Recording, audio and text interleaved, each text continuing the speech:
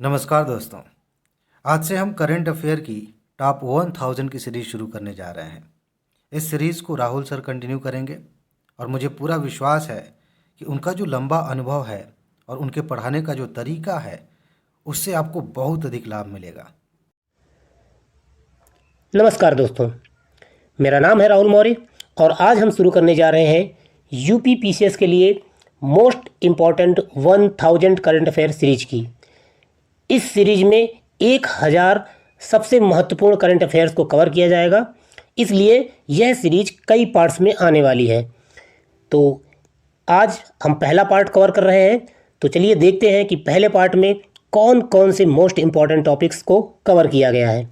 तो सबसे पहला टॉपिक है दारा सिकों पर विशेष वेबसाइट और अध्ययन केंद्र। ठीक है, तो ये जो दारा सिकों पर विशेष वेबसाइट और अध्ययन केंद्र है, इससे संबंधित घटनाक्रम ये रहा है कि जुलाई 2022 में अलीगढ़ मुस्लिम विश्वविद्यालय में दारा सिकों पर विशेष वेबसाइट बनाई गई थी और इस वेबसाइट में दारा सिकों से के जीवन से संबंधित कई महत्वपूर्ण जानकारियाँ, उस पर प्रकाशित जर्नल्स और डाटा को सम्मिलित किया गया था। इसके पहले भी अलीगढ़ मुस्लिम विश्वविद्यालय में एक घटनाक्रम हुआ था जिसमें दारा सिकों से संबंधित एक अध्ययन केंद्र स्थापित किया गया था। तो हमारे लिए यूपी पीसीएस के लिए इस करंट अफेयर में क्या इंपॉर्टेंट है, इसमें यूपी पीसीएस में क्या पूछा जा सकता है, ये इंपॉर्टेंट है। तो यूपी पीसीएस में जो इससे सवाल बन सकते हैं वो ऐतिहासिक घटनाक्रम से पूछे जाएंगे जो दारा सिकों से संबंधित होंगे। हालांकि मध्यकालीन इतिहास में दारा सिकों इतना महत्वपूर्ण व्यक्ति नहीं है, लेकिन कुछ इम्पॉर्टेंट फैक्ट्स हैं जो दारा सिकों से संबंधित अक्सर पूछे जाते हैं, जिन्हें हम कवर करेंगे। तो आइए देखते हैं कि कौन कौन से इंपॉर्टेंट फैक्ट्स हैं जो दारा सिकों से संबंधित हैं। तो दारा सिकों से संबंधित जो मोस्ट इम्पॉर्टेंट फैक्ट है कि वो किसका पुत्र है, क्योंकि शाहजहां की कई पत्नियां थी, तो उनमें से किस पत्नी का पुत्र दारा सिकों है, ये हमारे लिए जानना जरूरी है। और आयोग इससे पहले कई सवाल इस तरह के पूछ चुका है विभिन्न शासकों से संबंधित कि ये शासक किस पत्नी से उत्पन्न हुए। ठीक है ना। तो ये दारा सिकों शाहजहां और उनकी बेगम मुमताज़ के सबसे बड़े पुत्र थे, जो मुमताज़ के पुत्र थे, ये याद रखिएगा। ठीक है। इसके अलावा दारा सिकों के बारे में बताया जाता है कि ये सूफी और वेदांत में विशेष रुचि रखते थे। यही कारण है कि इनसे संबंधित एक महत्वपूर्ण प्रश्न जो आयोग एक बार पहले पूछ भी चुका है कि दारा सिकों ने उपनिषदों का अनुवाद कराया था, किस नाम से कराया था और किस भाषा में कराया था। ये दो इम्पॉर्टेंट फैक्ट है, ये हमें जान लेने चाहिए। तो सबसे पहला फैक्ट कि 52 उपनिषदों का फारसी में अनुवाद कराया था। किस भाषा में? फारसी भाषा में। और किस नाम से करवाया था? तो सिरे अकबर नाम से। किस नाम से? सिरे अकबर नाम से फारसी भाषा में उपनिषदों का अनुवाद कराया था दारा सिकों ने। ये बहुत इंपॉर्टेंट फैक्ट है। और इसके बाद एक जो लास्ट फैक्ट है वो आप जानते ही होंगे कि औरंगजेब ने अपने बड़े भाई दारा सिकों की हत्या करवा दी थी। तो ये रहा पहला टॉपिक। चलिए अगले टॉपिक पे चलते हैं। अगला टॉपिक है भारत में प्रत्यक्ष विदेशी निवेश से संबंधित। भारत में प्रत्यक्ष विदेशी निवेश से संबंधित है अगला टॉपिक। तो इसमें घटनाक्रम ये जुड़ा हुआ है कि अंकटाड ने एक रिपोर्ट जारी की थी एफडीआई से संबंधित, तो उसमें भारत में भी एफडीआई का जो डाटा है वो भी शामिल है। तो आइए देख लेते हैं कि कौन सी रिपोर्ट है और भारत संबंधित क्या क्या डाटा है। तो इसमें सबसे पहला जो प्रश्न बनता है, और आयोग हर साल 2 से 3 सवाल ये पूछ ही लेता है कि कौन सी रिपोर्ट कौन सी संस्था जारी करती है। ठीक है, तो ये जानना बहुत ज़रूरी है कि कौन सी रिपोर्ट है और संस्था का नाम क्या है। तो सबसे पहले रिपोर्ट का नाम है विश्व निवेश रिपोर्ट। ठीक है, क्या नाम है? विश्व निवेश रिपोर्ट। और कौन जारी करती है संस्था? तो अंकटाड जारी करती है। अंकटाड के द्वारा विश्व निवेश रिपोर्ट जारी की जाती है और इसमें इन्होंने एफडीआई से संबंधित रिपोर्ट जारी की है। और एफडीआई से संबंधित इस रिपोर्ट में इन्होंने भारत को एफडीआई के मामले में 7वें स्थान पर रखा है। किस स्थान पर रखा है? 7वें स्थान पर एफडीआई के मामले में भारत को रखा है। तो भारत से संबंधित और क्या डाटा है जो इम्पोर्टेंट हो सकता है? परीक्षा में इससे पहले क्या क्या पूछा जा चुका है? इससे पहले परीक्षा में ये जानकारियाँ पूछी जा चुकी हैं कि एफडीआई के मामले में भारत की रैंकिंग क्या रही है, एफडीआई किन किन देशों से सबसे ज़्यादा आता है, उनकी जो रैंकिंग है वो पूछ ली जाती है, उनको क्रम में सजाने के लिए उन देशों का नाम दे दिया जाता है। इसके अलावा किस क्षेत्र में सबसे ज़्यादा एफडीआई आ रही है और किन राज्यों में सबसे ज़्यादा एफडीआई आ रही है ये भी पूछ लिया जाता है, उन राज्यों का क्रम पूछ लिया जाता है। तो ये हम जो पूछा जाता है वो हम देखेंगे इस टॉपिक में, ठीक है। तो आइए देख लेते हैं कि भारत में सर्वाधिक प्रत्यक्ष विदेशी निवेश सिंगापुर, अमेरिका और मॉरिशस से सबसे ज़्यादा प्राप्त हुआ है। हालांकि हम 5 देश देखेंगे, तो बाकी के देश कौन कौन से हैं। तो सबसे पहला देश है सिंगापुर। सिंगापुर से 27.1% एफडीआई भारत को प्राप्त हुई है। अमेरिका से 17.94% एफडीआई भारत को प्राप्त हुई है। मॉरिशस से 15.98% एफडीआई प्राप्त हुई है, जबकि नीदरलैंड से 7.86% तथा स्विट्जरलैंड से 7.31% एफडीआई भारत को प्राप्त हुई है। तो ये टॉप 5 कंट्रीज है जहाँ से सबसे ज़्यादा एफडीआई भारत में आई है। इसके बाद ये जान लेते हैं कि किस क्षेत्र में सबसे ज़्यादा एफडीआई आई है। तो सबसे ज़्यादा भारत में एफडीआई कंप्यूटर, सॉफ्टवेयर और हार्डवेयर क्षेत्र में आई है। कितने प्रतिशत? 60% एफडीआई, यानी कुल जितनी एफडीआई आई है भारत में उसका 60% कंप्यूटर, हार्डवेयर और सॉफ्टवेयर क्षेत्र में आई है। इसके अलावा एक और मोस्ट इम्पॉर्टेंट फैक्ट है जो सीधे सीधे आंकड़े के रूप में पूछ लिया जाता है पीसीएस के द्वारा, कि पिछले वित्तीय वर्ष की अपेक्षा इस वित्तीय वर्ष में कितनी अधिक एफडीआई आई है। तो ये आंकड़ा इम्पॉर्टेंट है कि पिछले वित्त वर्ष की तुलना में इस वित्तीय वर्ष में 2.87 बिलियन अमेरिकी डॉलर अधिक एफडीआई प्राप्त हुई है। कितनी? 2.87 बिलियन अमेरिकी डॉलर। तो ये बहुत इंपॉर्टेंट फैक्ट है जो आपको याद रखना है। इसके अलावा किन किन राज्यों में सबसे ज़्यादा एफडीआई है उनका क्रम भी हमें पता होना चाहिए, क्योंकि इनका क्रम सजाने के लिए पूछ लेता है आयोग। तो आइए देखते हैं कौन कौन से राज्य में सबसे ज़्यादा एफडीआई आई है। तो सबसे ज़्यादा एफडीआई कर्नाटक को प्राप्त हुई है 37.55%, फिर इसके बाद महाराष्ट्र को 26.26%, फिर दिल्ली को 13.93% और फिर इसके बाद तमिलनाडु को 5.10%, और फिर इसके बाद हरियाणा को कितनी? 4.76%। तो इस तरह हमने विश्व निवेश रिपोर्ट जो अंकटाड जारी करता है इससे संबंधित जो महत्वपूर्ण आंकड़े हैं या डाटा है वो हमने कवर किया है। चलिए अगले टॉपिक पे चलते हैं। अगला टॉपिक क्या है? अगला टॉपिक है कि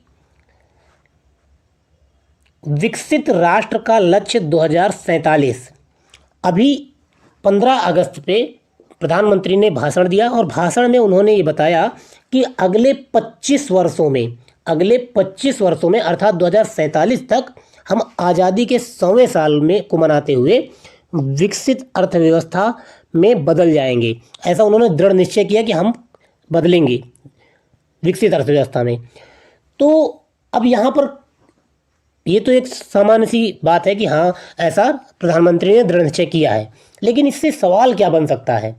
सवाल ये बन सकता है कि हमें विकसित अर्थव्यवस्था बनने के लिए क्या क्या हासिल करना होगा, कौन कौन से लक्ष्य हासिल करने होंगे वो ज़रूरी है, कौन कौन से आंकड़े हमें छूने होंगे, विकसित राष्ट्र कहाँ पर खड़े हैं और हम कहाँ पे खड़े हैं ये आपको पता होना चाहिए। क्योंकि बात विकसित होने की चली है तो भारत कहाँ पर खड़ा है और विकसित राष्ट्र कहाँ पे खड़े हैं उनका जो गैप है, उनके जो आंकड़े हैं वो पता होने चाहिए। तो अलग अलग क्षेत्रों में, चाहे वो पर कैपिटा इनकम में हो, जीडीपी के मामले में हो, मोर्टेलिटी रेट में हो, और स्वास्थ्य के क्षेत्र में, शिक्षा के क्षेत्र में हम विकसित देशों से कितना पीछे हैं ये पता होना चाहिए। तो आइए देखते हैं कि कहाँ पर क्या क्या कितनी संभावनाएं हैं। आपसे पूछा जाएगा कि मतलब प्रति व्यक्ति आय इस समय कितनी है भारत में, ठीक है ना। विकसित देशों की कितनी है ये भी पूछा जा सकता है। विकसित देशों की जो प्रति व्यक्ति आय है औसत वो कितनी है, तो ऐसा भी पूछा जा सकता है। या मोर्टेलिटी रेट के बारे में, भारत में मोर्टेलिटी रेट कितना है, मृत्यु दर कितनी है, और विदेशों में जो विकसित देश हैं वहाँ पर कितनी है।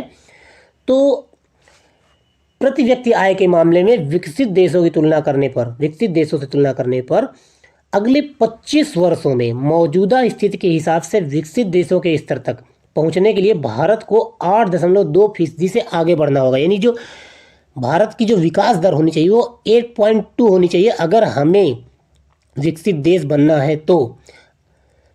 और फिर इसके बाद अगला जो फैक्ट है वो ये है कि 2020 में भारत की जो मृत्यु दर, शिशु मृत्यु दर रही है, शिशु मृत्यु दर 27 प्रति हजार रही है। कितनी? 27 प्रति हजार रही है।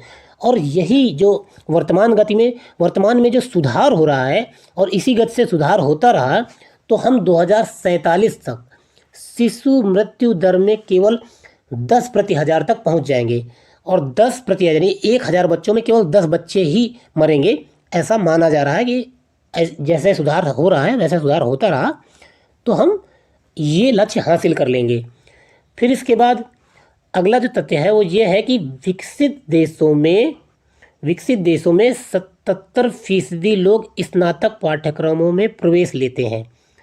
यानी कि इंटर की परीक्षा पास करने के बाद, हाई स्कूल इंटर की परीक्षा पास करने के बाद विकसित देशों में जो लोग 77% लोग ग्रेजुएशन करते हैं और भारत में केवल 33% लोग ग्रेजुएशन में एडमिशन लेते हैं। ठीक है ना? तो ये अंतर है, इस गैप को भरना होगा अगर हमें विकसित देश बनना है तो। अगला है कि पिछले 25 वर्षों में जो महिला श्रम की भागीदारी है, महिलाओं की श्रम में भागीदारी है, उसमें गिरावट आई है भारत में, जबकि विकसित देशों में महिलाओं की श्रम भागीदारी में बढ़ोतरी हुई है। तो विकसित देशों से की तुलना करने पर हम पीछे जा रहे हैं महिलाओं की श्रम में भागीदारी के मामले में। ठीक है। अगला तथ्य है कि भारत में शहरीकरण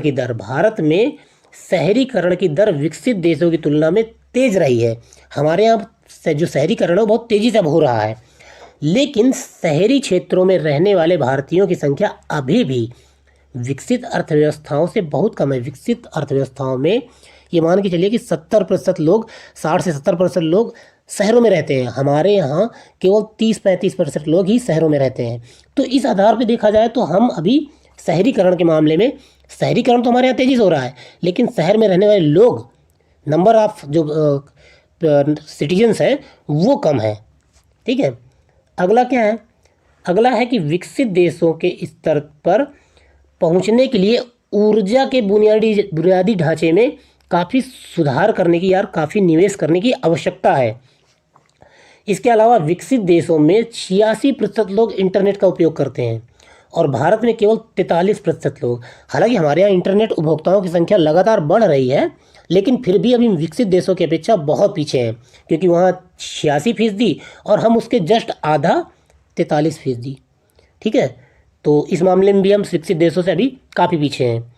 और एक अंतिम फैक्ट है कि वर्ष 2021 में वर्ल्ड बैंक की रिपोर्ट के मुताबिक भारत में प्रति व्यक्ति वार्षिक आय $2,277.4 है, जबकि चीन की प्रति व्यक्ति आय $12,556.3 है और अमेरिका की $69,287.5। यानी कि हम चीन से बहुत पीछे हैं तो अमेरिका से तो बहुत बहुत पीछे हैं। ठीक है ना? कि अमेरिका की $69,000 से भी ज़्यादा, $69,000 से भी ऊपर है और हमारी $2,000 है केवल। तो हम अभी विकसित देशों से पर कैपिटा इनकम के मामले में बहुत पीछे हैं। तो ये कुछ गैप हैं जो विकसित देश बनने के लिए हमें इन लक्ष्यों को प्राप्त करना होगा। ये टारगेट आपको पता होने चाहिए।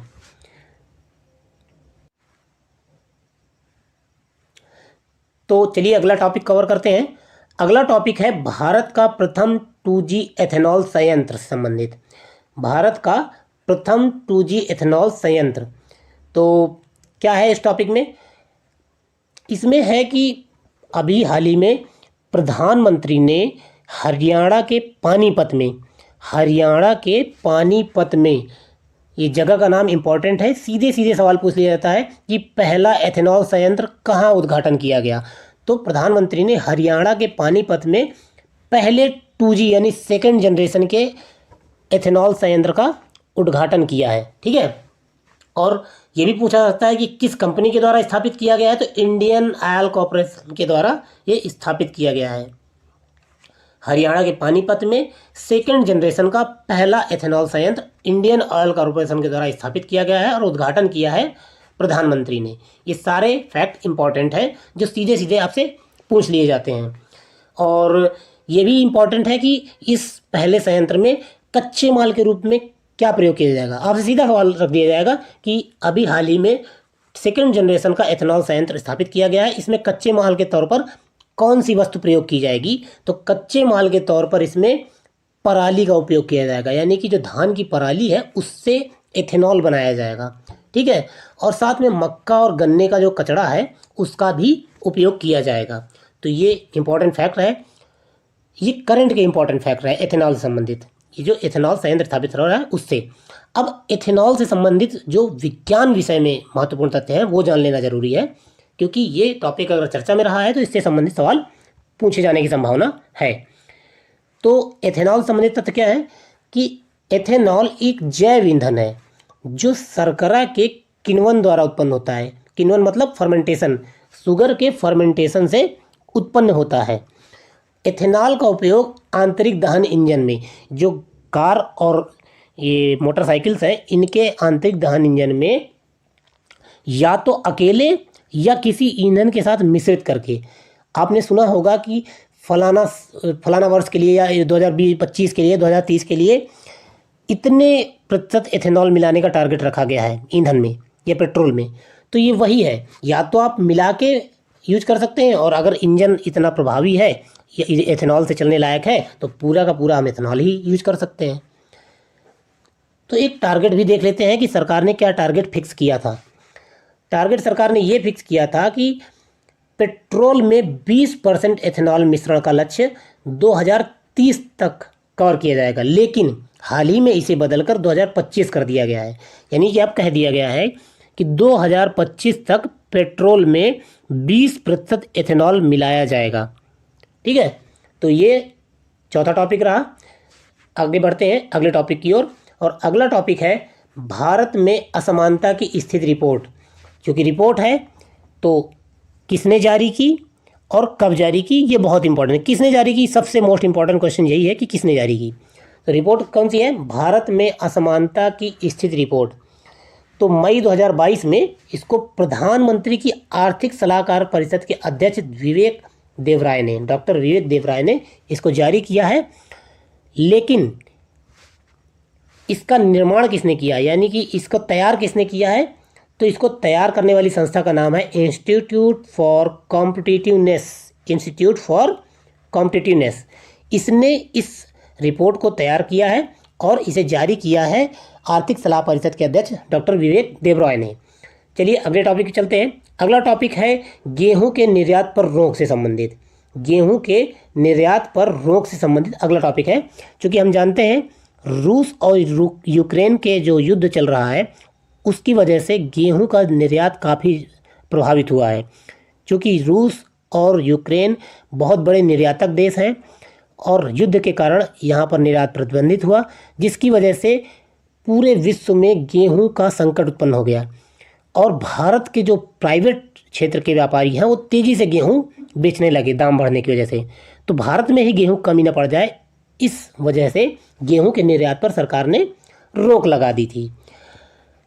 तो ये तो घटनाक्रम हो गया, लेकिन चूंकि ये विषय इतना चर्चा में रहा तो इससे संबंधित प्रश्न भी पूछे जाएंगे। तो कैसे प्रश्न आयोग इससे पूछता है, तो किसी भी फसल से संबंधित आयोग प्रश्न पूछता है कि उसका उत्पादन वैश्विक स्तर पर भारत में कैसा है, भारत में निर्यात कितना होता है, किस देश में सबसे ज़्यादा हम निर्यात करते हैं। तो ये सारे फैक्ट जो आयोग है वो पूछता रहता है। तो चलिए ये सारे फैक्ट हम कवर कर लेते हैं। तो इसमें सबसे पहला फैक्ट है कि भारत दुनिया में दूसरा सबसे बड़ा गेहूं उत्पादक देश है। ये सबसे इम्पोर्टेंट फैक्ट है। भारत दुनिया में दूसरा सबसे बड़ा गेहूं उत्पादक देश है।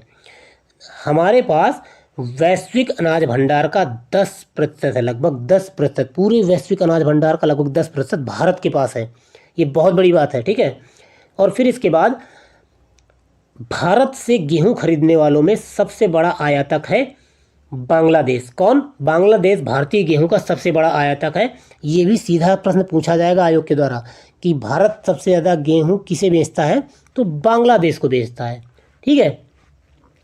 अगला फैक्ट है कि 2020-21 में भारत से गेहूं आयात करने वाले जो शीर्ष 10 देश हैं, इनका क्रम भी पूछा जा सकता है कि भारत ने सबसे ज़्यादा गेहूं किन देशों को निर्यात किया है, तो इनका क्रम बताइए। तो सबसे ज़्यादा गेहूं बांग्लादेश को, दूसरे नंबर पर नेपाल को, तीसरे नंबर पर यूएई संयुक्त अरब अमीरात को, चौथे नंबर पर श्रीलंका को, पाँचवें नंबर पर यमन को, छठे नंबर पर अफगानिस्तान को, सातवें नंबर पर कतर को, और इसके बाद आठवें नंबर पर इंडोनेशिया को, नौवें नंबर पर ओमान को और 10वें नंबर पर मलेशिया को बेचा गया है।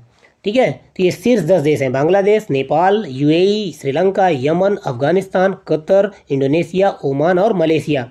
ये 10 देश हैं जिन्हें सबसे ज़्यादा गेहूं निर्यात किया जाता है भारत के द्वारा। चलिए बढ़ते हैं अगले टॉपिक की ओर। अगला टॉपिक है नमस्ते योजना। ये एक योजना है और योजनाएं बहुत पूछी जाती हैं हर पेपर में।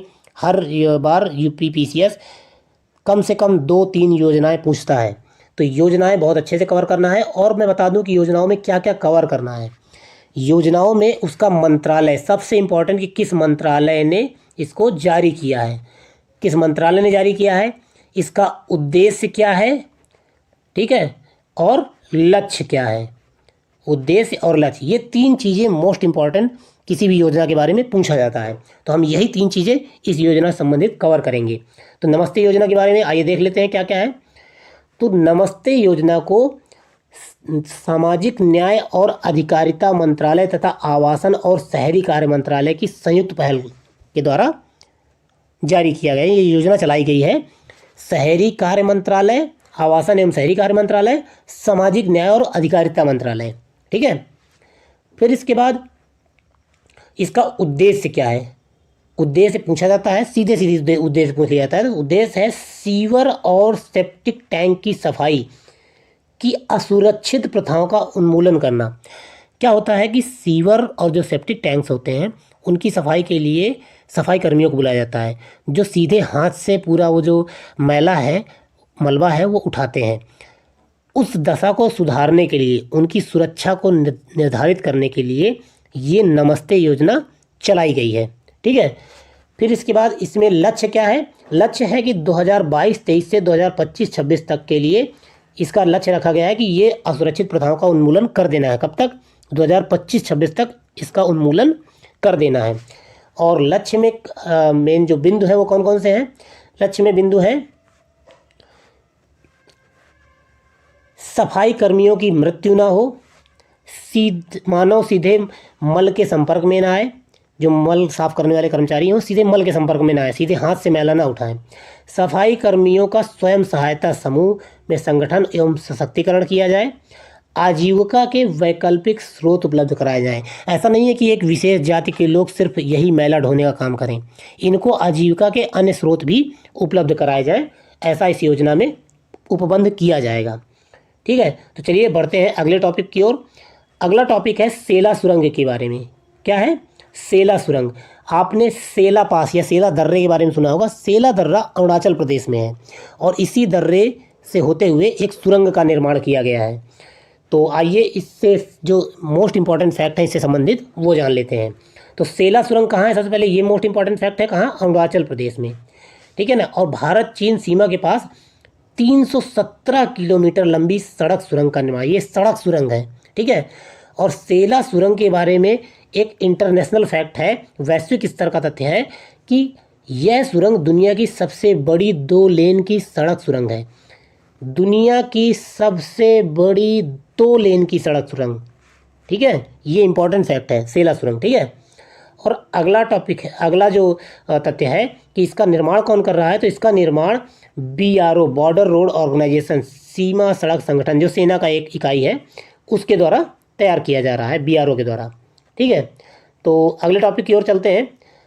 अगला टॉपिक यानी 9वां टॉपिक है स्टैचू ऑफ इक्वालिटी संबंधित। स्टैचू ऑफ इक्वालिटी संबंधित फरवरी 2022 में प्रधानमंत्री नरेंद्र मोदी ने 11वीं सदी के संत रामानुजाचार्य और की जो स्मृति में हैदराबाद में 216 फीट, कितने ऊंचाई की है? 216 फीट की ऊंचाई की है। किसकी स्मृति में? संत रामानुजाचार्य की स्मृति में है। और कहाँ पर है? हैदराबाद में। ये तीनों फैक्ट सीधे सीधे आयोग के द्वारा पूछे जाएंगे। कहाँ पर स्थापित की गई है? हैदराबाद में। कितने फीट की ऊंचाई है? 216 फीट की ऊंचाई है। और किसकी स्मृति में बनाया गया है? संत रामानुजाचार्य की स्मृति में। स्टैचू ऑफ इक्वेलिटी, ठीक है ना। तो ये मोस्ट इम्पॉर्टेंट फैक्ट यही है जो आयोग पूछेगा। और इसमें धातुएं कौन कौन सी लगाई हैं? सोना है, चांदी है, तांबा है, पीतल है, जस्ता है, इन सबको मिला के बनाया गया है। और इसके अलावा इसमें एक बेस बनाया गया है जिसे भद्रवेदी कहा जाता है, ठीक है। एक बेस बनाया गया है जिसे भद्रवेदी कहा जाता है। तो चलिए, इसमें जो मोस्ट इम्पॉर्टेंट टॉपिक का तथ्य थे वो हमने कवर कर लिए। अगला टॉपिक देखते हैं, 10वां टॉपिक, स्टैचू ऑफ पीस। क्या नाम है? Statue of peace. Statue of peace, इसमें भी वही सारे फैक्ट, किसकी स्मृति में बनाया गया, कहाँ बनाया गया, कितनी ऊंचाई पर बनाया गया है। तो इसकी ऊंचाई है 151 इंच।